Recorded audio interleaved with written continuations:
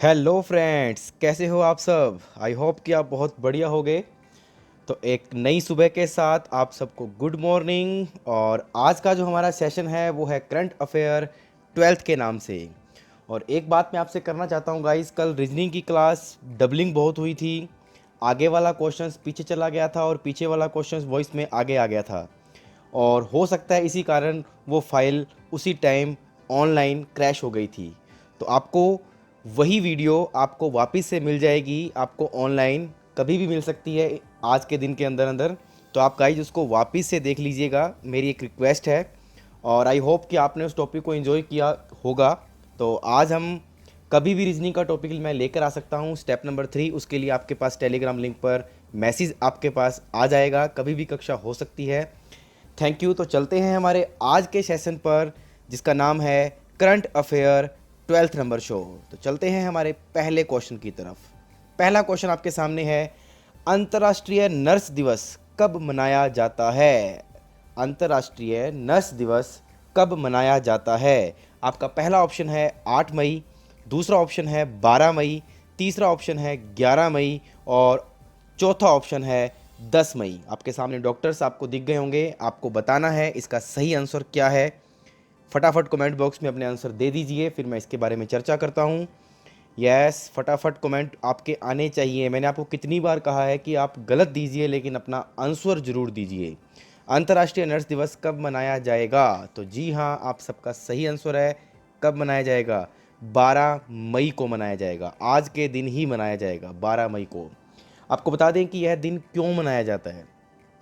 यह दिन इसलिए मनाया जाता है क्योंकि आपको सबको नॉलेज होगी इसके बारे में कि एक लेडीज़ थी, एक संस्थापक थी यहाँ की नर्सिंग। कौन थी? मैं उसका नाम लिख रहा हूँ यहाँ पे, फ्लोरेंस।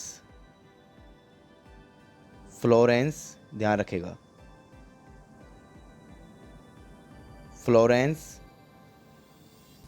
नाइटिंगेल, ध्यान रखिएगा, नाइटिंगेल। ये इंपॉर्टेंट है, ध्यान रखिएगा। इस दिन इनका क्या था? जन्मदिन था। इस कारण से अंतर्राष्ट्रीय नर्स दिवस मनाया जाता है किस तारीख को? 12 मई को, ध्यान रखिएगा, क्योंकि इस दिन आपको मैंने बता दिया है फ्लोरेंस नाइटिंगेल। अब हम बात कर लेते हैं और इसके पीछे क्या रीज़न है, ऐसा क्यों और क्यों मनाया जाता है। तो देखिएगा आप सभी जने। यस, अमेरिका के स्वास्थ्य एवं शिक्षा और कल्याण विभाग के एक अधिकारी, जिसका नाम है डोरोथी सुंदरलैंड। क्या नाम है? Dorothy Sunderland. स्क्रीन पर आ गया होगा आपके, ध्यान रखिएगा। ने पहली बार नर्स दिवस मनाने का प्रस्ताव 1953 में, ध्यान रखिएगा, कब किया था? 1953 के अंदर एक प्रस्ताव किया था कि इस दिन क्या मनाना चाहिए? क्या मनाना चाहिए? अंतर्राष्ट्रीय नर्स दिवस मनाना चाहिए। फिर इसकी घोषणा अमेरिका के राष्ट्रपति, ध्यान रखिएगा, ये भी आपकी स्क्रीन पर आ जाएगा और आ गया होगा, क्या? एविट डी आइजन हावर ने की थी, ध्यान रखिएगा। किसने की थी? डेविड डी आइजन हावर ने की थी, ध्यान रखिएगा, उस टाइम के राष्ट्रपति। पहली बार इसे 1965 में मनाया गया था। कब मनाया गया था?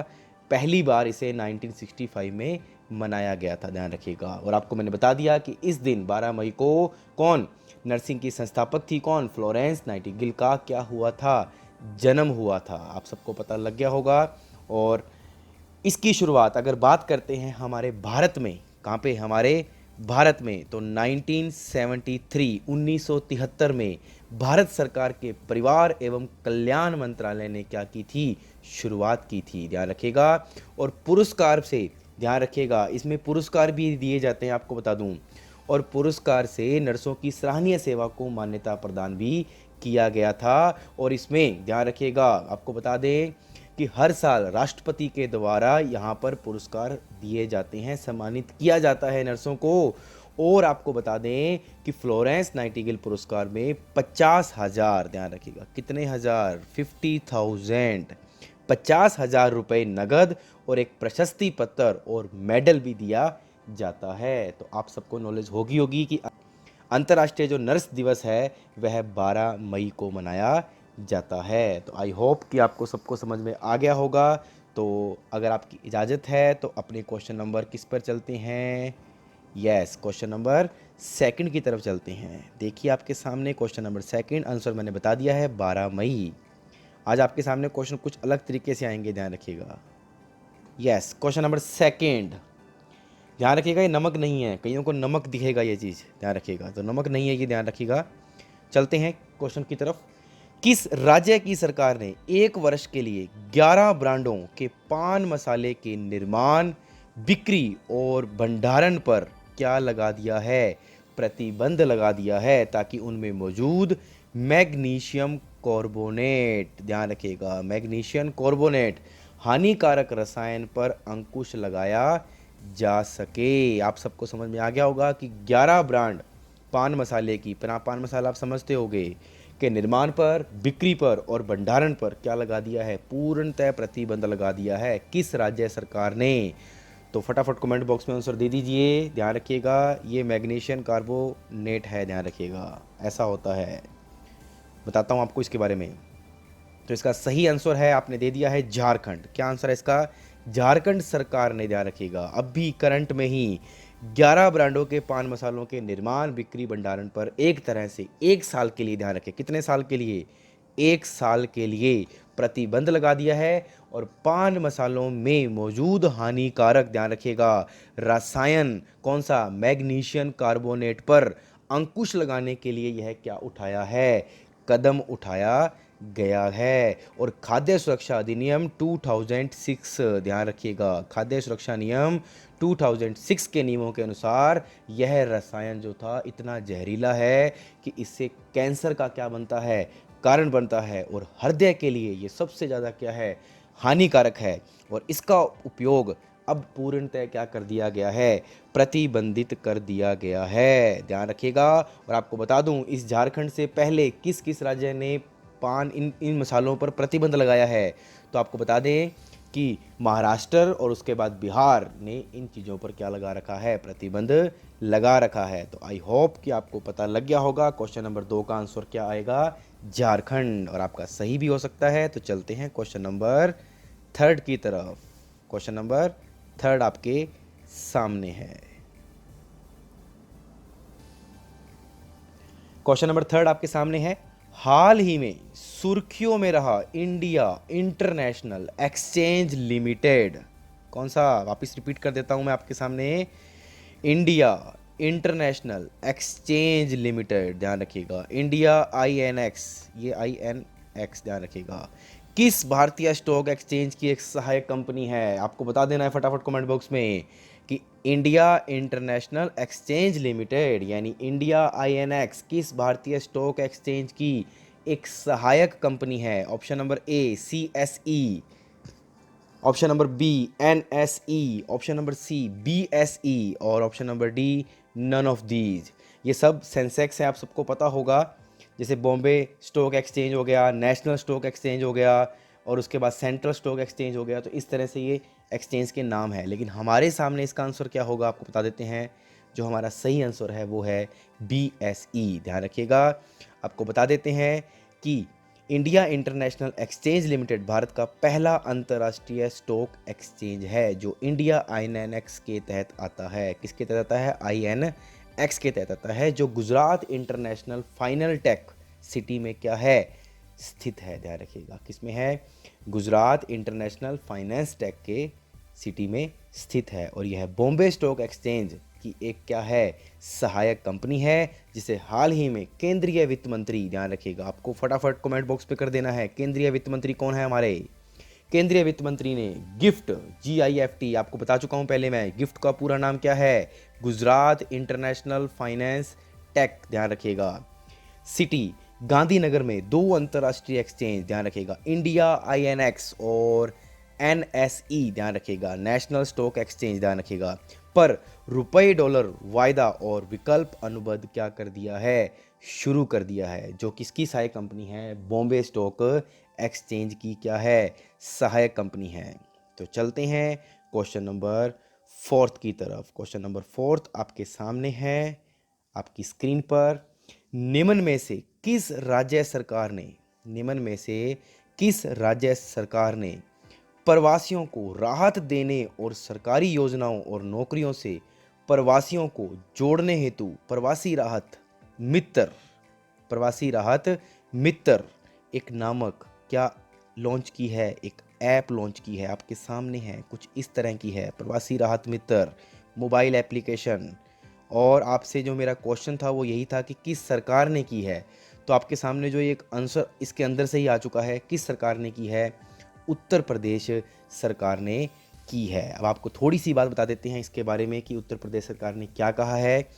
यूपी सरकार के अनुसार इस ऐप को लॉन्च करने का जो एक मोटिव था वो इन मजदूरों को विभिन्न योजनाओं का क्या देना था, एक प्रॉफिट देना था। साथ ही ऐप की सहायता से मजदूरों के स्वास्थ्य पर निगरानी रखने में भी क्या करेगी ये ऐप, सहूलियत बरतेगी, क्योंकि अपने को पता लगेगा कि कैसे वो काम कर रहे हैं और किस तरह से काम कर रहे हैं। सरकार के विभिन्न विभागों द्वारा आपस में सूचना का क्या करेगा, आदान प्रदान करके इन प्रवासी नागरिकों के रोजगार और आजीविका के लिए नियोजन एवं कार्यक्रम बनाने में क्या मिलेगी, एक अपने को हेल्प मिलेगी। और इस ऐप की मुख्य विशेषता आपको बता देता हूं कि इसका जो वेरी इंपॉर्टेंट जो इसकी थीम है वो यह है कि इसमें ऑनलाइन के साथ साथ आप क्या कर सकते हो, ऑफलाइन भी काम कर सकते हो। ये ध्यान रखिएगा, ये इंपॉर्टेंट है। अधिकतर क्या होती हैं साइटें ऑनलाइन ही चलती हैं, ऑफलाइन नहीं चलती हैं, लेकिन ये ऑफलाइन भी चल सकती है। तो आप सबको पता लग गया होगा कि कौन सी एप्लीकेशन जारी की गई है, प्रवासी राहत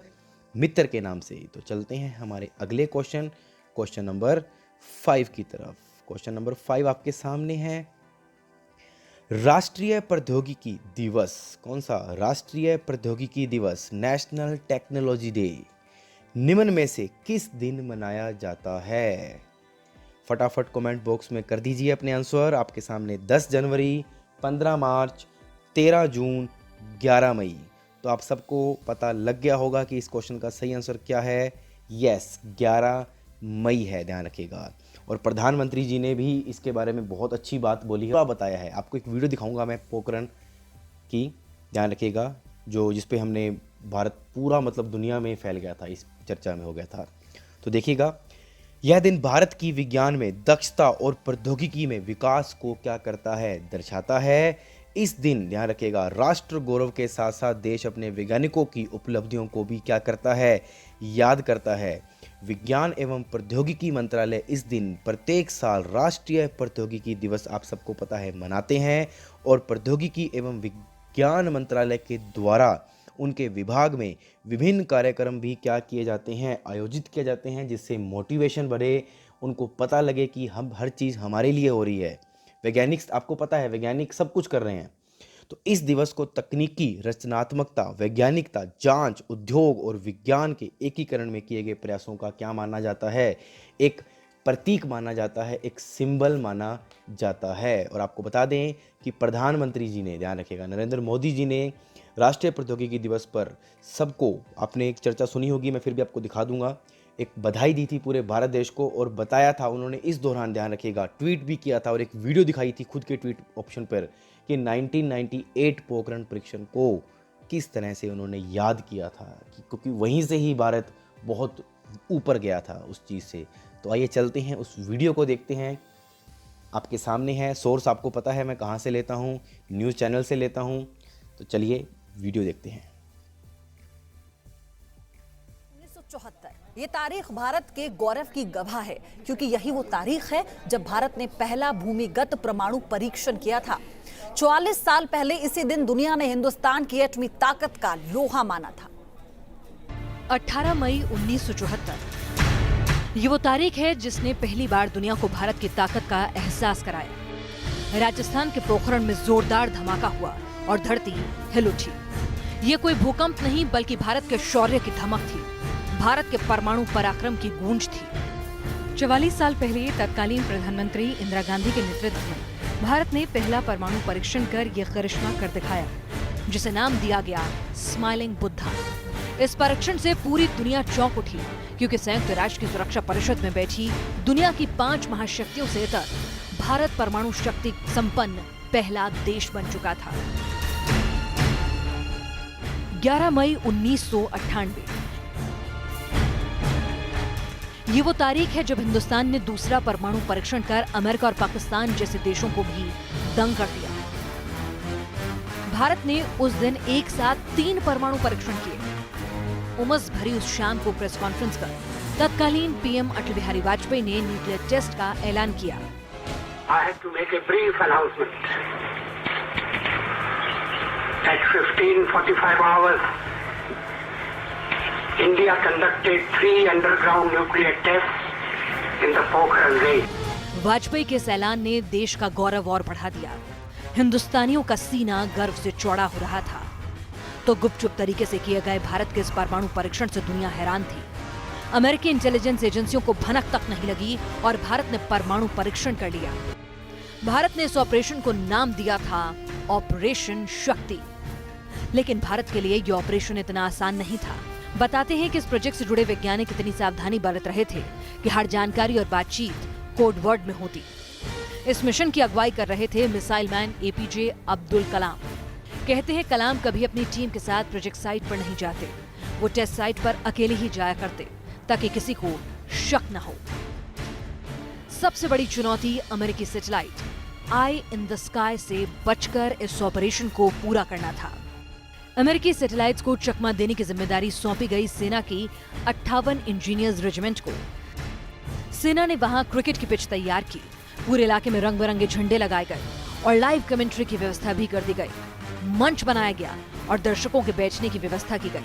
इसके बाद सेना के जवान परीक्षण साइट पर 25-25 ओवर का क्रिकेट खेला करते। ये सब इसलिए था ताकि आसमान से पूरे इलाके पर नजर रख रहे सैटेलाइट भी भारत के इरादों को पकड़ न पाए। जिस दिन परमाणु परीक्षण किया गया उस दिन परीक्षण साइट यानी पोखरण पर वैज्ञानिकों की पूरी टीम सेना की वर्दी में थी ताकि किसी को भारत के परीक्षण की भनक तक न लगे। तड़के करीब 3 बजे परमाणु बमों को सेना के 4 ट्रकों के जरिए ट्रांसफर किया गया। भारत के इसी परमाणु पराक्रम की कहानी जल्द ही रुपहले पर्दे पर भी नजर आने वाली है। जॉन अब्राहम स्टारर फिल्म परमाणु एक बार फिर से करोड़ों हिंदुस्तानियों को गर्व करने का मौका देगी। Team news nation.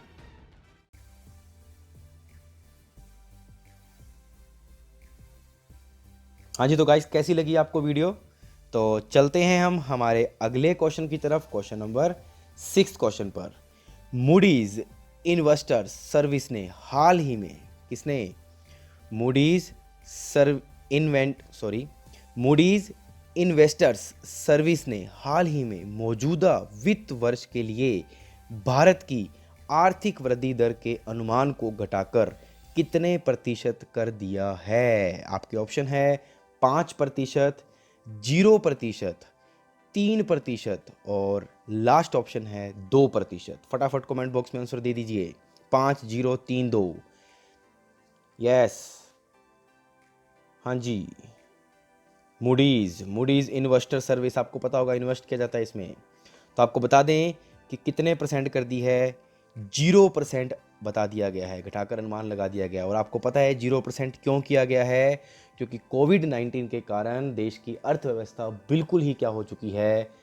दूभर हो चुकी है। लेकिन अभी धीरे धीरे लॉकडाउन खुलता जा रहा है, धीरे धीरे हमारे जो राज्य हैं, जो ज़िले हैं, वो धीरे धीरे खुल रहे हैं। तो हो सकता है अर्थव्यवस्था किस पर आ जाए? पटरी पर आ जाए। तो आइए चर्चा करते हैं मूडीज़ के बारे में। आपको बता दें कि मूडीज़ के मुताबिक क्या हुआ है कि भारत की जो सकल घरेलू उत्पाद है, जीडीपी जो है, वो बिल्कुल कम रहेगी। ये तो आपको मैंने पहले बता दिया। कोरोना वायरस की वजह से देश की अर्थव्यवस्था बिल्कुल संकट बढ़ता जा रहा है। आप सबको पता है कि मूडीज़ ने अपने एक नए पूर्वानुमान में कहा है कि 20 और 21 यानी 2020 और 2021 में भारत के सकल घरेलू जो उत्पाद है ना, जीडीपी बता रखा है मैंने आपको, उसमें जो वृद्धि है वो बिल्कुल क्या रहने वाली है? शून्य रहने वाली है। इसका मतलब यह है कि देश की जीडीपी की स्थिति जो है इस वित्त वर्ष में, आपको पता होगा वित्तीय वर्ष जो है वैसे तो होता है, आप सबको पता है कहाँ से शुरू होता है, आपको पता है ना, मार्च क्लोजिंग, तो अप्रैल में शुरू होता है और मार्च में ख़त्म होता है। लेकिन हमारा जो अब नेक्स्ट वित्तीय वर्ष शुरू होने वाला है वो कहाँ से शुरू होने वाला है? जुलाई से। ध्यान रखिएगा, 1 जुलाई से, ये ध्यान रखिएगा, ये इंपॉर्टेंट है क्वेश्चन। 1 जुलाई से वित्तीय शुरू होने वाला है इसी साल के लिए, ध्यान रखिएगा, यानी नेक्स्ट के लिए, सिर्फ कोरोना के कारण।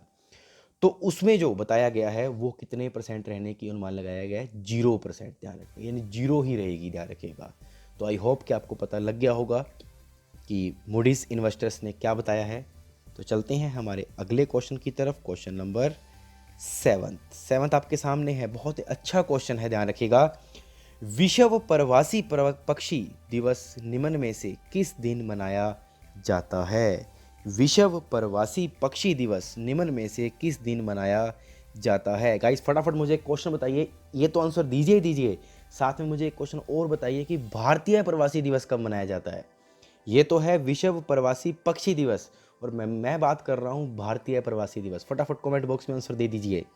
चलिए इस क्वेश्चन की चर्चा करते हैं कि विश्व प्रवासी दिवस कब मनाया जाता है, विश्व प्रवासी पक्षी दिवस कब मनाया जाता है? तो इसका सही आंसर है आपके सामने आपकी स्क्रीन पर 9 मई। ध्यान रखिएगा 9 मई। तो आपको बता दें कि प्रत्येक साल 9 मई को दुनिया भर में क्या मनाया जाता है? विश्व प्रवासी पक्षी दिवस मनाया जाता है।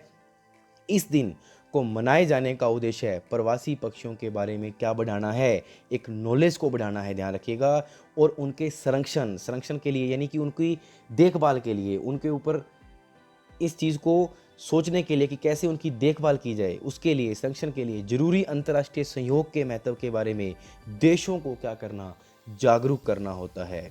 और आपको बता दें कि इसकी जो शुरुआत हुई थी पहली बार साल 2000 कब हुई थी? 6 में हुई थी। कब हुई थी? 2006 में हुई थी, और वन्य जीवों के प्रवासी प्रजातियों के संरक्षण पर कन्वेंशन में की गई थी। तो आपसे मेरा क्वेश्चन यही है कि इस वर्ष की थीम क्या थी? विश्व प्रवासी पक्षी दिवस की थीम क्या थी? फटाफट कमेंट बॉक्स में कर दीजिए कि इसकी थीम क्या थी विश्व प्रवासी पक्षी दिवस की। जी हाँ, यस, देखिएगा इसकी सही जो थीम थी वो थी पक्षी हमारी दुनिया को जोड़ते हैं। आपकी स्क्रीन पर आ गया होगा, पक्षी हमारी दुनिया को क्या करते हैं? जोड़ते हैं। इसका सही इंग्लिश में अनुवाद कर देते हैं the birds connected our world. तो आप सबको नॉलेज होगी कि कब मनाया जाता है। तो चलते हैं अगले क्वेश्चन की तरफ, क्वेश्चन नंबर 8 की तरफ।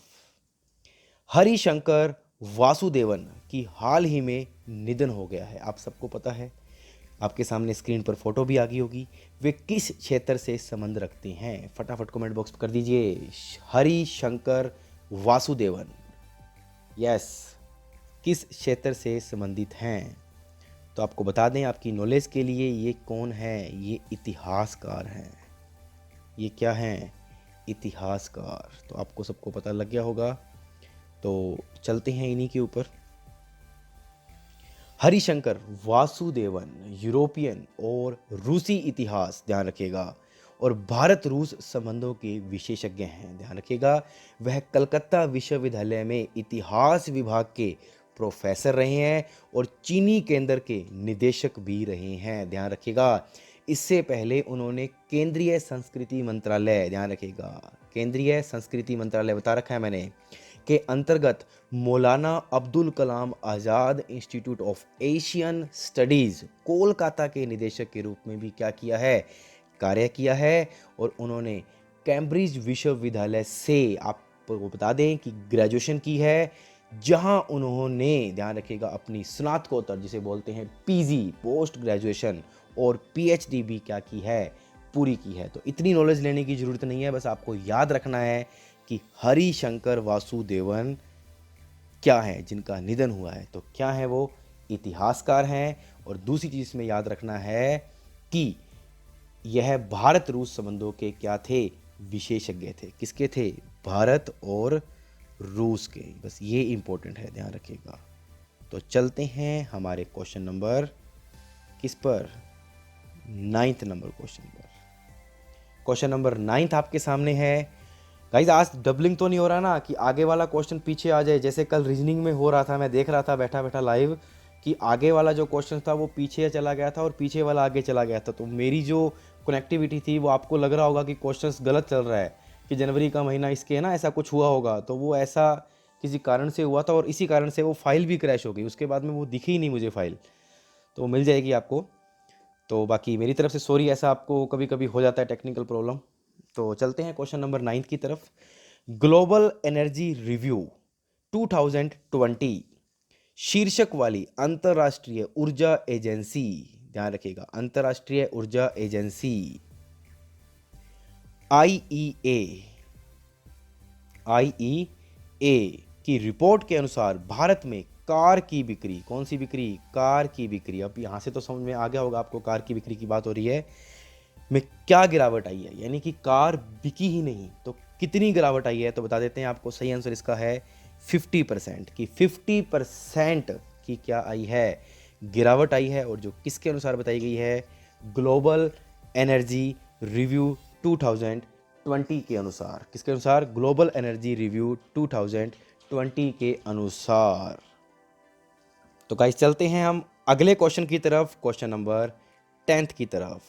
आज 15 क्वेश्चन है गाइस, 14 क्वेश्चन मैं करवाऊंगा, एक क्वेश्चन आपने बताना है। तो चलते हैं क्वेश्चन नंबर 10th की तरफ। 10th नंबर क्वेश्चन आपके सामने है। रक्षा मंत्री राजनाथ सिंह ने लीपू लेक पास को, लीपू लेक पास आप सब जानते होंगे मेरे हिसाब से, क्योंकि जो जीके पढ़ता है उसे सब पता होता है।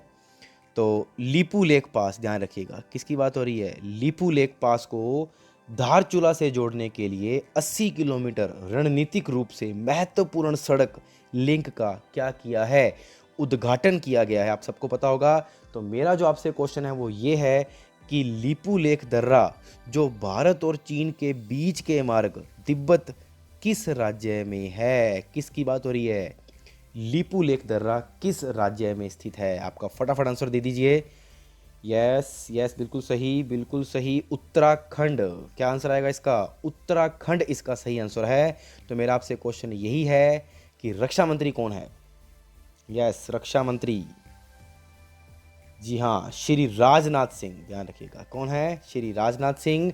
इन्होंने, क्योंकि कोविड-19 चल रहा है तो जा तो सकते नहीं है, तो इन्होंने वीडियो कॉन्फ्रेंसिंग के माध्यम से उत्तराखंड के धारचूला के साथ लीपू लेक दर्रा, जिसे चीन सीमा को जोड़ने वाली 80 किलोमीटर, कितने किलोमीटर, 80 किलोमीटर, ध्यान रखिएगा, एक रणनीतिक रूप से महत्वपूर्ण सड़क लिंक का क्या किया है, उद्घाटन किया है उन्होंने। ध्यान रखिएगा पिथौरागढ़, ये याद होगा आपको, पता होगा, पिथौरागढ़, ध्यान रखिएगा पिथौरागढ़ से गुंज, ये ध्यान रखिएगा, मैं बता देता हूं, पिथौरागढ़ से गुंज तक वाहनों के एक काफिले को क्या किया गया है, रवाना किया गया है। एक लिंक रोड बनाई गई है जिसमें ये चीज़ एक बार चेक की जा रही है, ध्यान रखिएगा। तो उनको रवाना कर दिया है वाहनों के साथ, ताकि हमें कोई दिक्कत आए तो हमें पहले ही पता लग जाए। तो आपसे क्वेश्चन जो पूछ सकता है वो यही पूछ सकता है कि हाल ही में चर्चा में रहा लीपू लेक दर्रा किस राज्य में है, तो किस राज्य में है, उत्तराखंड में। और यही आपकी एक स्टैटिक्स जीके का भी क्या बन गया, एक नियम बन गया। तो चलते हैं क्वेश्चन नंबर 11th की तरफ। क्वेश्चन नंबर 11th, उस देश का, किस देश का, उस देश का नाम बताइए जिसने अंतरिक्ष में लॉन्ग मार्च 5B रॉकेट लॉन्च किया, जिसका उद्देश्य एक स्थायी अंतरिक्ष स्टेशन को क्या करना है, संचालित करना है, ध्यान रखिएगा, और अंतरिक्ष यात्रियों को चंद्रमा पर भेजना है। तो मैं शायद आपको पहले भी ये मैंने एक स्लाइड बताई हुई है, तो फटाफट बताइए कि किस देश ने किया है, उस देश का नाम बताओ जिसने क्या चालू किया है, जिसने लॉन्ग मार्च 5B रॉकेट लॉन्च किया है। फटाफट आंसर की दे दीजिए। स्पेन, जर्मनी, चीन, भारत। यस, बिल्कुल सही है, चीन ने। किसने किया है, चीन ने किया है, ध्यान रखिएगा। चीन ने दक्षिणी चीन के द्वीप प्रांत हैनान, ध्यान रखना कौन सा प्रांत है, हैनान, हैनान के तट पर शाम 6 बजे, ध्यान रखिएगा, बिल्कुल एग्जैक्ट टाइम बता रहा हूँ आपको, मैंने तो ये पूरा का पूरा लाइव टेलीकास्ट देखा था, ये मैंने यूट्यूब पर, आपको पता होगा लाइव टेलीकास्ट चलता है इन चीज़ों का, अगर आप थोड़ा सा नॉलेज लो तो, के बीच, ध्यान रखिएगा, वेनचांग स्पेस लॉन्च सेंटर से अंतरिक्ष की ओर एक शक्तिशाली सफ़ेद बड़े कार्गो रॉकेट लॉन्ग मार्च 5B, ध्यान रखिएगा, प्रोटोटाइप अंतरिक्ष यान को सफलतापूर्वक बिल्कुल क्या कर दिया था, लॉन्च किया गया है, ध्यान रखिएगा। यह चीन एक स्थायी अंतरिक्ष स्टेशन, ध्यान रखिएगा, संचालित करने और चंद्रमा पर अंतरिक्ष यात्रियों को भेजने के लिए प्रमुख महत्वाकांक्षी परीक्षण किया गया है। किसके द्वारा, चीन के द्वारा। अंतरिक्ष यान एक दिन अंतरिक्ष यात्रियों को अंतरिक्ष स्टेशन पर भी ले जाएगा, जिसे चीन वर्ष 2022 तक और अंत में चंद्रमा पर पूरा करने की क्या बना रहा है, योजना बना रहा है। तो गाइस देखिए कितना बड़ा काम कर रहा है ये चाइना। और आपको बता दें कि चाइना से बहुत ऐसी कंपनियां हैं जो जर्मनी, ऑस्ट्रेलिया, न्यूजीलैंड, जापान की हैं, जो वहाँ से क्या कर रही हैं, प्लान कर रही हैं भारत के अंदर। तो कितनी बड़ी बात है, जिससे ध्यान रखना कि रोज़गार भी बढ़ेगा और ध्यान रखिएगा मज़दूरों की संख्या भी बढ़ेगी, और जो प्राइवेट सेक्टर के अंदर स्टूडेंट्स या जो लोग जाना चाहते हैं वो जुड़ सकते हैं, जो इन चीज़ों के साथ क्या रखते हैं, संबंध रखते हैं। तो गाइज़, हमारे भारत के लिए बहुत बड़ी बात है कि कंपनियां हमारी तरफ क्या कर रही हैं, पलायन कर रही हैं। बहुत बढ़िया बात है, जिससे हमारी आर्थिक स्थिति भी क्या हो सकती है, सुधर सकती है। तो चलते हैं क्वेश्चन नंबर किसकी तरफ, 12 की तरफ। क्वेश्चन नंबर 12 आपके सामने है। उस कंपनी का नाम बताइए जिसके साथ रक्षा मंत्रालय ने भारतीय वायुसेना, भारतीय नौसेना जिसे बोलते हैं इंडियन नेवी, आपको पता होगा, और भारतीय तट रक्षक आईसीजी के 37 हवाई अड्डों, एयरफील्ड्स के बुनियादी ढांचे के आधुनिकीकरण के लिए क्या किया है, के लिए एक समझौते पर क्या किया है, हस्ताक्षर किया है कि आप ही इसको सुधारोगे, आप ही इसका आधुनिकीकरण करोगे। तो वो कौन सी कंपनी है? वो कंपनी है, फटाफट बता सकते हो तो बता दीजिए। जी हाँ, फटाफट आंसर है टाटा पावर SED। आपको बता दूं कि यह डील टाटा पावर SED का फुल नेम क्या है, आपकी स्क्रीन पर आ गया होगा। स्ट्रेटेजिक, इसका नाम क्या है, स्ट्रेटेजिक इलेक्ट्रॉनिक्स डिवीज़न, ध्यान रखिएगा, स्ट्रेटेजिक्स इलेक्ट्रॉनिक्स डिवीज़न, ध्यान रखिएगा, यह टाटा पावर SED के नाम से जानी जाती है। तो चलते हैं क्वेश्चन नंबर 13 की तरफ। किसकी तरफ? क्वेश्चन नंबर 13 की तरफ आपके सामने। Yes, Kumar Sangakkara Melbourne cricket club MCC के अध्यक्ष के रूप में अपना दूसरा कार्यकाल पूरा करने के लिए तैयार हैं। तो आपको बता दें कि कुमार संगाकारा किस देश से संबंध रखते हैं, फटाफट आंसर की दे दीजिए। किस देश से संबंध रखते हैं? सबको पता होगा मेरे हिसाब से, जो क्रिकेट देखता है। कुमार संगाकारा किस देश से संबंध रखते हैं? यस, बिल्कुल सही, श्रीलंका से संबंध रखते हैं। कौन? Kumar Sangakkara, left handed batsman, आप सबको पता होगा। तो चलते हैं अगले क्वेश्चन की तरफ। अच्छा गाइज, एक क्वेश्चन फटाफट आंसर आप बता दीजिए मुझे कमेंट बॉक्स में। श्रीलंका की राजधानी क्या है? श्रीलंका की राजधानी क्या है? फटाफट कमेंट बॉक्स में कर दीजिए, देखते हैं। तो क्वेश्चन नंबर आपके सामने 14 लेकर आ रहा हूँ। 14 नंबर क्वेश्चन, हाल ही में भारत ने कोकिंग कोल के लिए किस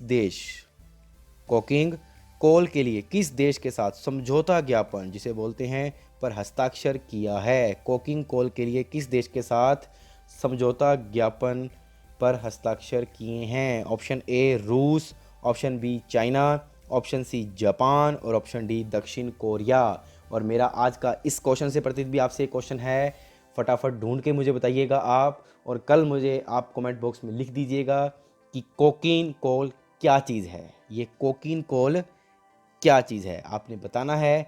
तो इसका सही आंसर बता देता हूँ कि भारत ने कोकिंग कोल के लिए किस देश के साथ समझौता किया है, तो वो समझौता किया है रूस के साथ। किसके साथ किया है?